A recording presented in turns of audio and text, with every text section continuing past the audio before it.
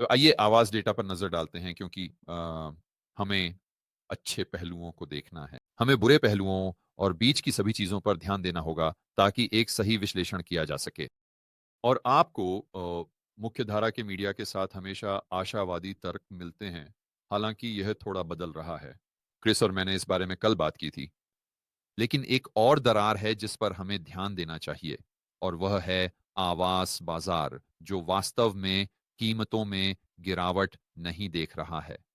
लेकिन आप देख रहे हैं कि मांग कम हो रही है और जो वास्तव में अजीब है, वह यह है कि हमने देखा है कि बंधक दरें, जैसा कि आप उम्मीद करेंगे, यू 10 साल की ट्रेजरी यील्ड के साथ काफी कम हो गई हैं, जो आपको लगता है कि मांग को और भी बढ़ाएगी।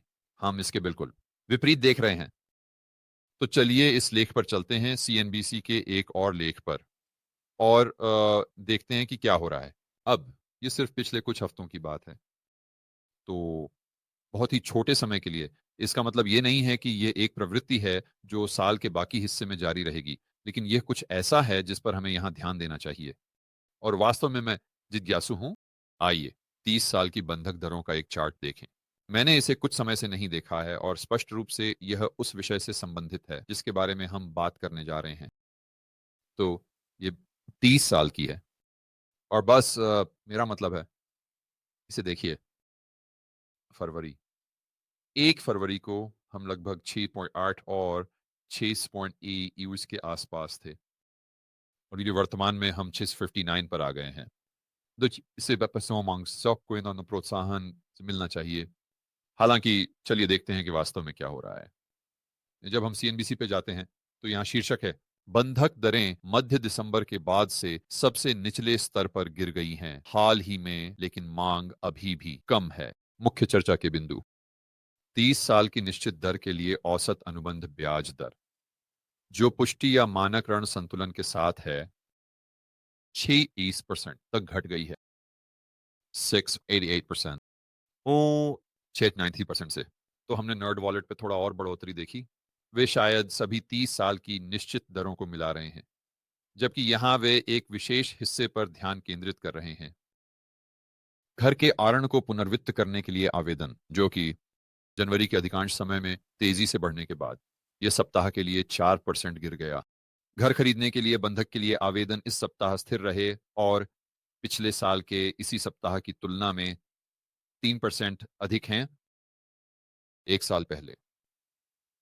तो वास्तव में जहां हम गिरावट देख रहे हैं वो इन पर है, पुनर्वित्त जो कि बहुत समझ में आता है, क्योंकि अगर आप घर खरीदने के लिए पूरी तरह से अडिग हैं, किसी भी कारण से आप शायद इसके साथ आगे बढ़ने वाले हैं। अगर आप अपनी नौकरी खो देते तो शायद आप घर खरीदने वाले नहीं थे, या शायद आप पहले स्थान पर घर खरीदने वाले नहीं थे। अगर तुम थे, आप 2025 में अपनी आय खोने के बारे में थोड़ा चिंतित हैं। लेकिन जब आप कैश आउट पुनर्वित्त या सामान्य रूप से पुनर्वित्त पर विचार कर रहे हैं, तो यह एक पूरी तरह से अलग समीकरण है, क्योंकि इसमें शुल्क होते हैं। बस आपके पास पहले से ही घर है। ऐसा लगता है कि यह पहला कदम होगा। तो यहाँ विवरण ये है, बंधक दरें गिर गईं। ठीक है, हमें ये मिल गया। कुल बंधक आवेदन की मात्रा पिछले सप्ताह की तुलना में 1.2% गिर गई। अरे 1 मिनट रुकिए, मैंने ऐसा सोचा। इसने कहा कि घर खरीदने के लिए बंधक के लिए आवेदन इस सप्ताह स्थिर रहे और पिछले साल के इसी सप्ताह की तुलना में 3% अधिक हैं। कुल बंधक आवेदनों में 1-2% की गिरावट आई। मैं क्या मिस कर रहा हूं? एकमात्र बात, ओह, कुल बंधक आवेदन, शायद वे सही को शामिल कर रहे हैं। वहां पुनर्वित्त हैं। मुझे नहीं पता कि यह असंगति कहां है, लेकिन अंततः यह कुल मिलाकर उस दिशा में जा रहा है जिसकी आप उम्मीद करते अगर आप सिर्फ ब्याज दरों को देखते। एक और चीज जो वास्तव में मुझे लगता है अब और भी दिलचस्प है, जब मैं इसे जोर से सोच रहा हूं, वह यह है कि दरें क्यों नहीं 10 साल की ट्रेजरी के समान स्तर पे क्यों नहीं गिर रही हैं। तो चलो काश ये अच्छे से सोचते हैं। फरवरी की शुरुआत से नर्ड वॉलेट के अनुसार हम 6.88 से घटकर 6.39 पर आ गए हैं। तो इसे कहिए क्या 30 आधार अंक, 28 आधार अंक। लेकिन अब चलो फरवरी में 10 साल की ट्रेजरी का चार्ट देखते हैं और ड्रम रोल कृपया, हम फरवरी की शुरुआत को देख सकते हैं। ठीक है, तो मैंने सोचा कि वे वास्तव में नीचे हैं फरवरी की शुरुआत से, इससे भी ज्यादा। वहां ज्यादा अंतर नहीं है। तो ठीक है, ये शायद कोई खास बात नहीं है। ओह सही है। ठीक है, चलो इस लेख पे वापस चलते हैं। ट्रेजरी यील्ड्स उपभोक्ता खर्च के डेटा में नरमी के कारण कम हो रहे हैं क्योंकि उपभोक्ता अर्थव्यवस्था और नौकरी के बाजार के बारे में कुछ कम उत्साहित महसूस कर रहे हैं। इसने बंधक दरों को कम किया। 30 साल की निश्चित दर 6.8% तक गिर गई की, जो दिसंबर के बाद की सबसे कम दर है। आवेदन, हम इसके बारे में बात कर चुके हैं। कुल मिलाकर पुनर्वित्त आवेदन की गतिविधि काफी कमजोर बनी रही। हम बंधक दरों के गिरने के बारे में बात कर रहे हैं। लंबी कहानी को संक्षेप में कहें, यह एक उदाहरण है। बॉन्ड इस समय फैशन में है। ठीक है, मुझे कुछ बताने के लिए धन्यवाद। स्पष्ट बात को फिर से कहने के लिए धन्यवाद। सबसे व्यापक और सामान्य व्याख्या घरेलू स्थिति के जवाब में वैश्विक आर्थिक विकास में कमी की उम्मीदों से संबंधित है। उन्हें हमेशा किसी न किसी को दोष देना होता है। ब्याज दरें कम हो रही हैं। ओह खैर, स्पष्ट रूप से विकास और महंगाई, खासकर विकास की उम्मीदें कम हो रही हैं। ये टैरिफ और ब्ला ब्ला ब्ला के कारण होना चाहिए।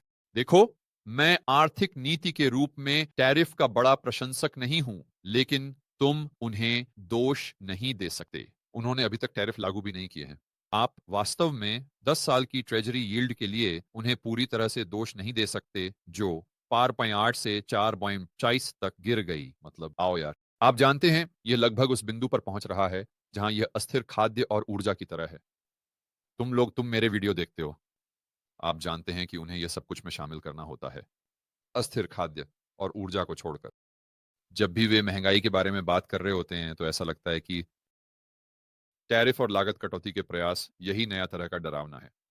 अर्थव्यवस्था में जो कुछ भी बुरा होता है उसके लिए उन्हें इसे वहां डालना ही होगा। चलो, मैं वापस जाने के लिए उत्सुक हूं। एनवीडिया इन्वेडी को देखना है कि वे आफ्टर मार्केट में क्या कर रहे हैं। याद है, ये लगभग था। ठीक है, तो अब ये ऊपर है। वाह, काफी अच्छा। 2.8%। तो मुझे लगता है कि बाजार इसे पचा रहा है और वे कह रहे हैं ठीक है, बढ़िया, उन्हें संदेह का लाभ देते हुए, और शेयर की कीमत बढ़ रही है। लेकिन फिर भी हम वास्तव में आफ्टर आवर्स में अब ज्यादा नहीं बता सकते। आपको देखना होगा कि ये कल कैसे होता है। हम कल के वीडियो में उस पर चर्चा करेंगे। हे दोस्तों, मैं आप में से हर एक को व्यक्तिगत रूप से इस साल के रेबेल कैपिटलिस्ट वाई लाइव में शामिल होने के लिए आमंत्रित करना चाहता हूं। यह वह अद्भुत सम्मेलन है जो मैंने आयोजित किया। वार्षिक रूप से भी यह आपको एक बुलेट प्रूफ यूज पोर्टफोलियो बनाने में मदद करता है। यह आपकी व्यक्तिगत स्वतंत्रता और आजादी को बढ़ाने में मदद करता है और साथ ही यह आपके नेटवर्क के आकार को भी बढ़ाने में मदद करता है। दूसरे शब्दों में, आप बहुत से समान विचारधारा वाले व्यक्तियों, साथी रेबेल कैपिटलिस्टों से मिलते हैं। यह ऑरलैंडो में है, 23 मई से 25 मई। पिछले वक्ताओं में Robert Kiyosaki, Ron Paul, Peter Schiff और माइक मलोनी जैसे लोग शामिल रहे हैं। लिन ओल्डन, कुछ नाम लेने के लिए। तो अपने टिकट जल्दी से जल्दी पाने के लिए और यह जानने के लिए कि इस साल के रिबेल कैपिटलिस्ट लाइव में कौन बोल रहा है, आप rebelcapitalistlive.com पर जा सकते हैं। और बस एक छोटी सी अंदरूनी जानकारी, अगर आप अपने टिकट जल्दी खरीदते हैं तो आपको छूट मिल सकती है, क्योंकि जैसे जैसे हम कार्यक्रम के करीब पहुंचते हैं टिकटों की कीमत भी बढ़ती जाती है। तो इंतजार मत करो, अभी rebelcapitalistlive.com पर जाएं, तो अपने टिकट ले लो और मैं आपको ऑरलैंडो में 23 मई से 25 मई के बीच मिलूंगा।